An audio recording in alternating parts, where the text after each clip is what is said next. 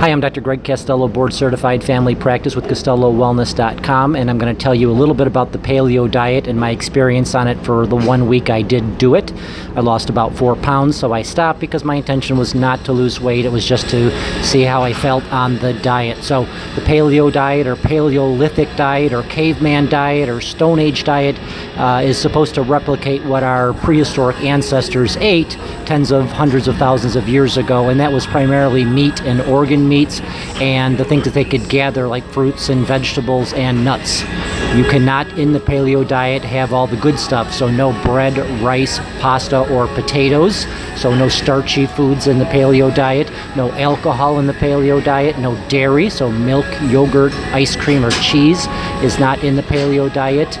Legumes like peanuts, ironically, are not nuts, they're legumes, are not in the paleo diet, nor are other things like black beans or good protein sources. So with the paleo diet, you want about 50 or 55% of your calories to be from meat, so meat and chicken and fish, about 15% from nuts and seeds, about 15% from fruits, and 15% from vegetables. And with that, you can have healthy oils and basically as much as you want to eat, but avoiding the big things, primarily bread, rice, pasta, potato, sugar, sweets, and processed foods. So what I found on the paleo diet was I generally was not hungry, but I was in search of carbohydrates all the time. So when you eat a piece of bread and that kind of comfort washes across you and you feel satisfied, I didn't have that on the paleo diet.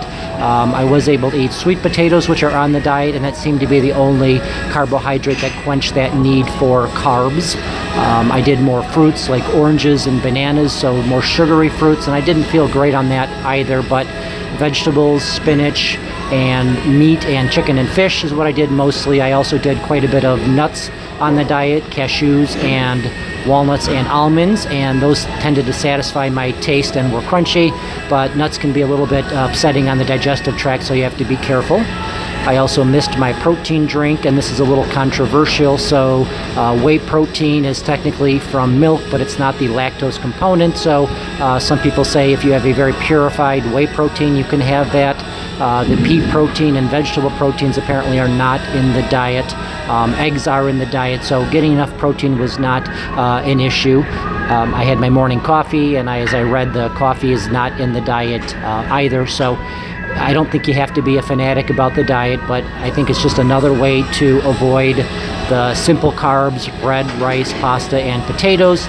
And I think if you do that, regardless of what you call the diet, you're probably going to lose weight because those are the empty calories and what most Americans tend to get fat on. So paleo diet, apparently a good way to lose weight. I've seen a couple physician friends who did paleo and they lost quite a bit of weight without any other interventions and didn't apparently starve or were hungry.